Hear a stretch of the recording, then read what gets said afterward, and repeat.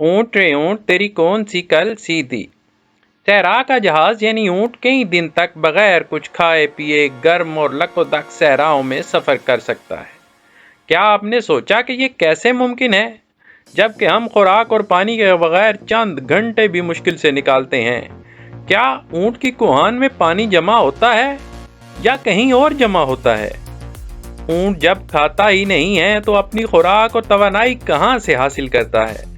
आज इन्हीं तमाम सवालात के जवाबात मिलेंगे आपको इस वीडियो में, तो आइए जानते हैं। बिस्मिल्लाहिर्रहमानिर्रहीम। जी तो दोस्तों, ऊंट सहरा में 2 या 3 हफ्तों तक पानी पिए बगैर खुराक या मामूली खुराक के सहारे जिंदा रह सकता है। इस मुद्दत के खत्म होने पर प्यासे ऊंट को इतने ढेर सारे पानी की जरूरत होती है जो नहाने के टब को भरने के लिए काफी होती है। पहले लोग सोचते थे कि ऊंट का कुहान एक कुदरती घड़ा है जिसमें बहुत सा पानी इकट्ठा रहता है। यही वजह है कि ऊंट हफ्तों बगैर पानी के जिंदा रह सकता है। हकीकत में ऐसा बिल्कुल भी नहीं। तहकीक से पता चला कि ऊंट की कुहान में पानी नहीं बल्कि चर्बी होती है। सहरा में जब ऊंट को खाने के लिए कुछ नहीं मिलता तो ये चर्बी ही ऊंट को तवानाई मुहैया करती है, और जब ये चर्बी इस्तेमाल होती है तो हाइड्रोजन खारिज होती है जो ऑक्सीजन के साथ मिलकर पानी बनाती है, और ये काम जिस्म के अंदर ही होता है। इसके अलावा ऊंट जिस्म की दीगर बाफ्तों से भी पानी को इस्तेमाल में लाते हैं।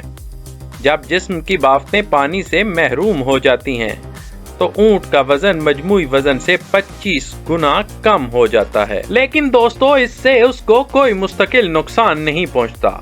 जो ही उसे दोबारा पानी मिलता है, प्यासा ऊंट 15 मिनट के अंदर 150 लीटर पानी पी लेता है।